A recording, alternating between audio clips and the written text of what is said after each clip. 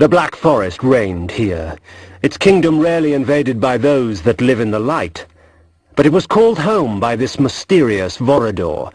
Legend told of a time when Vorador defeated Malek of the Seraphan.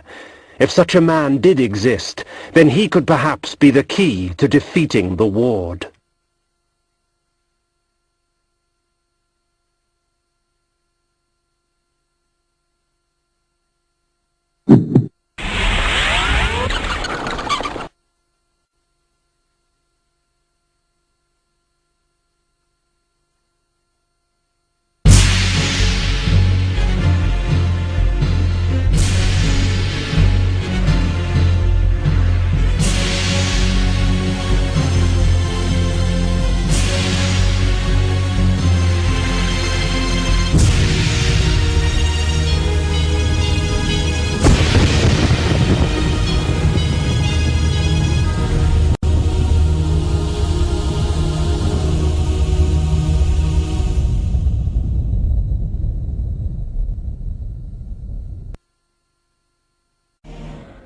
Vorador's keep was hidden deep within the turbulent forest, nestled among vines and creepers that clung desperately to its dark, weathered stone.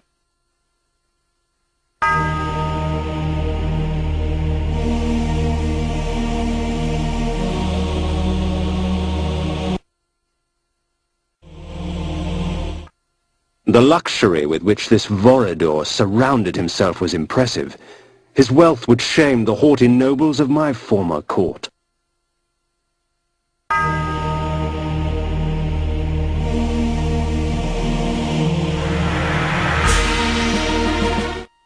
Their charms were almost visible through the gauze of their clothing, yet beauty such as theirs delivered only death.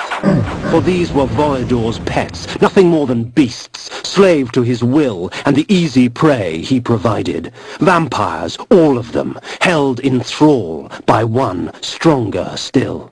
Please, help me, kind sir. Please.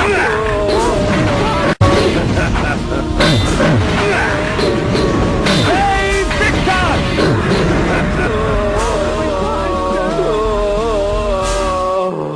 Vorador's pantry, a vampire's feast. Like cattle awaiting slaughter, men and women dangled from the rusted hooks upon the dungeon walls. Blood and viscera frosted the dirt and stone. The abundance nearly overwhelmed me, for blood is the life.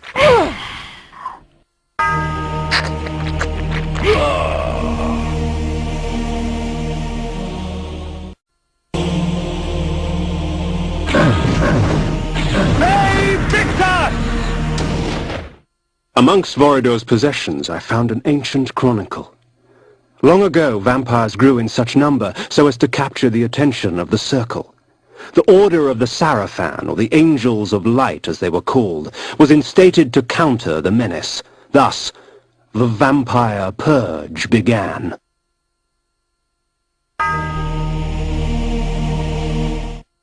The room I had entered had but one purpose: the torture and execution of human beings for the sadistic pleasure of its engineer.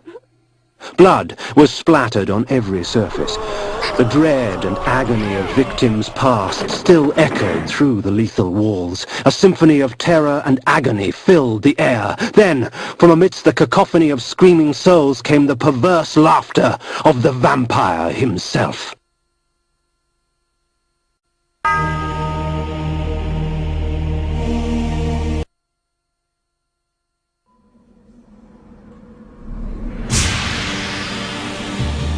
In the bowels of that black forest, I found something worse than hell. A vision of what I was becoming.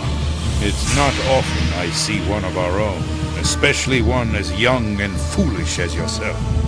Nonetheless, drink. Drink deep and indulge your gift. Gift?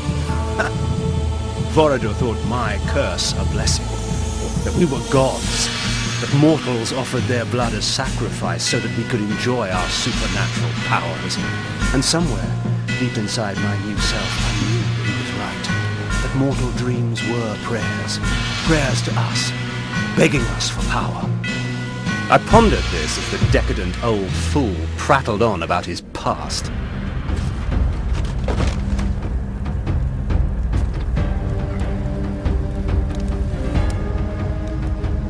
A boorish account of how he defeated Malek of the Sarafan and took his vengeance upon the Circle of Nine for supporting the Sarafan Holy War to exterminate us.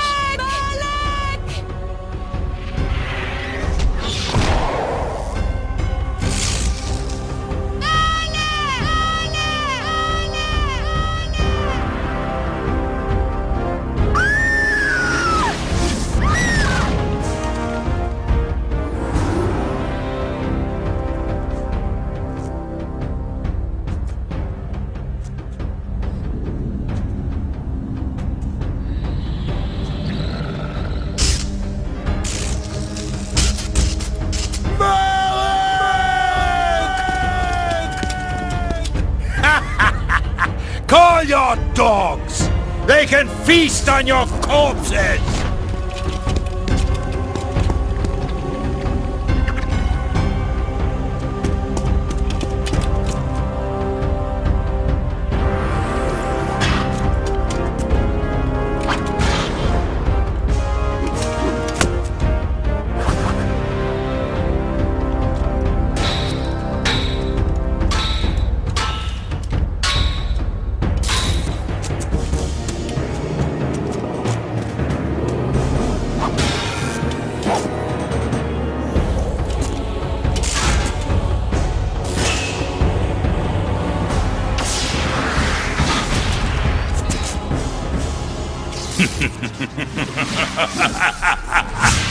After slaughtering 6 of the sheep, I defeated their pathetic little shepherd, Malek. Since then, our kind has not bothered with the cattle, except to feed. And I suggest you do the same. Meddling with the affairs of man can do us no good. Sarafan witch hunts are much too tedious to concern ourselves with. Am I understood, Kain? Good. Take this ring. If you ever need assistance, it will summon you. Despite your youthful arrogance, you amuse me, Kain. It is such a pity to lose you to the abyss. Now be gone!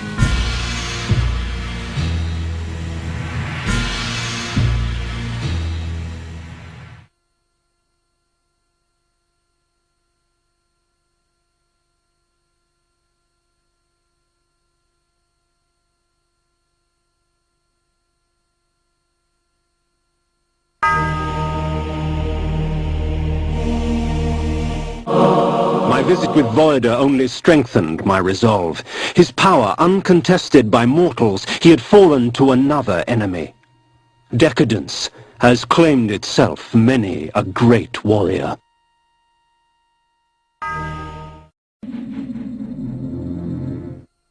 And so I left that place, with clear knowledge of what sort of monster I would become if I let my curse consume me. And with an ally for the future.